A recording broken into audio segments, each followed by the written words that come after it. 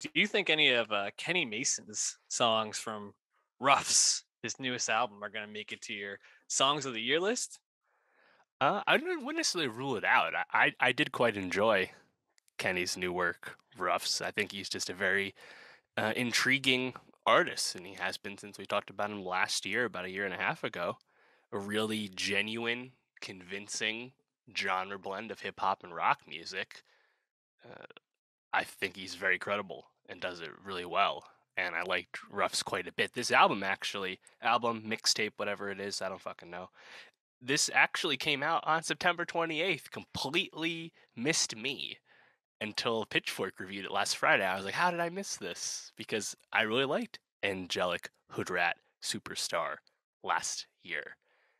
And now he's actually signed to a major. He's on RCA Records. And yet I feel like this got no damn promo, which I think is a shame because he is doing this the best among the best when it comes to something that's a bit more popular nowadays, which is bringing other genres into hip hop. But he's doing it very well, and definitely deserves to keep rising because I think this is another great example of his talents.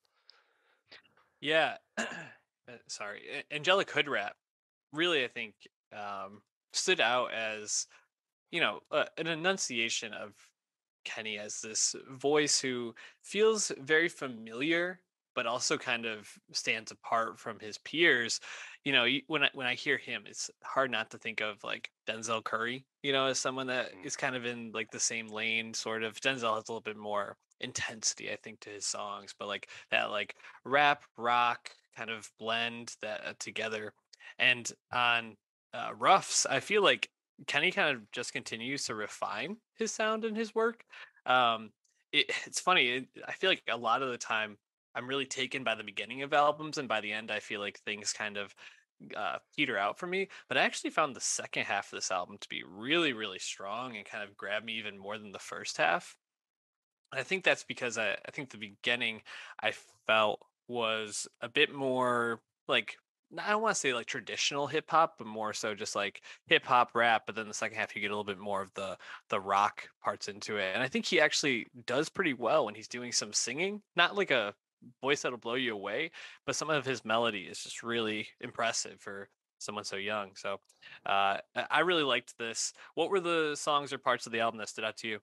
Yeah, well, I think the reason he's so convincing at this is because he can have like these really cool moments, like out of nowhere on his songs, where there's like these specific vocal inflections, or he'll just debut a completely new flow in verse two, and it'll be like super guitar heavy all of a sudden. Like he really meshes all this quite well. But I think him as a performer uh, is also just so varied. Like when he raps, he often reminds me of someone like Jid. And of course, he Mm. was on Jid's album with Dance Now, one of my favorite songs off the Forever Story. But on a song like Halos, track two, it's like that flow reminds me of Jid a lot. Yep. But not too long after that, you have a song like Double Up, which is much more melodic. And I feel like his performance on those verses is just really impressive. A song like Dip, I think the same thing, his performance, I just really like how he modulates his voice and kind of switches stuff up and kind of brings a more like punk or emo-y vibe to his performing, and when he does just do more traditional hip hop, it's also really good because he's just gonna like spit, again, kind of like a Jid.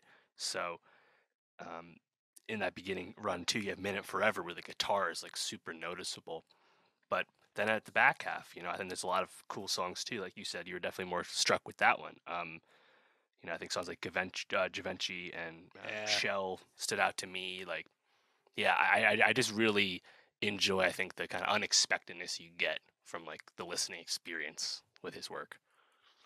Yeah, and like for me, the album really at the beginning. I agree. There's some good parts. I don't want to knock like the beginning wasn't good, but I think second half when we get to Nosedive with Gene Dawson, Yeah.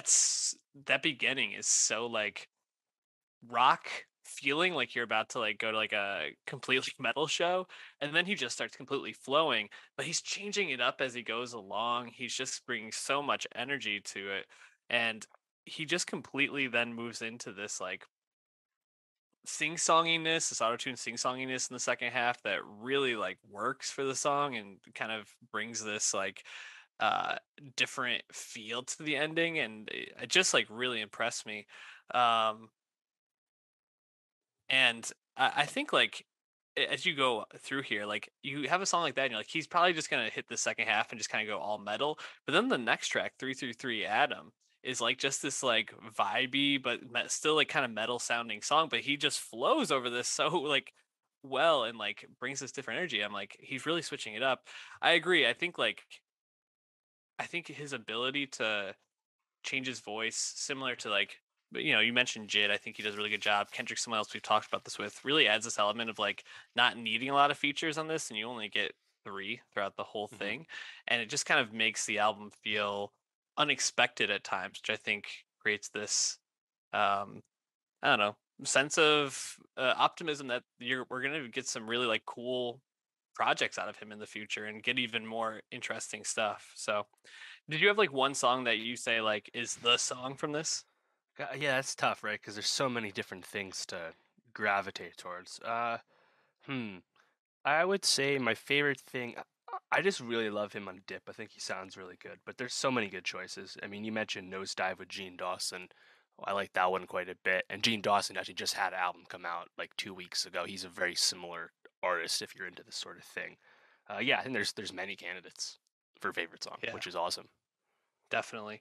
Um, Kenny, I think a artist that's definitely rising in terms of our eyes. Do you think other Mhm. people are seeing it the same way? So we actually have a data point because on our review in April 2021, he only had 662,000 monthly listeners on Spotify, and now a year and a half later, it's at 2.8 million. So he is getting more popular. Good for him. He is now on a major. You'd hope that would continue. I hope so. He's definitely a really interesting artist. Dave, well, I think we're gonna move on, but if people want to listen to Kenny Mason as well as the other tracks we like from this year, go to YouTube. No, go to Spotify and search Nostalgia Best of 2022, where we're updating the playlist every week with the songs we like.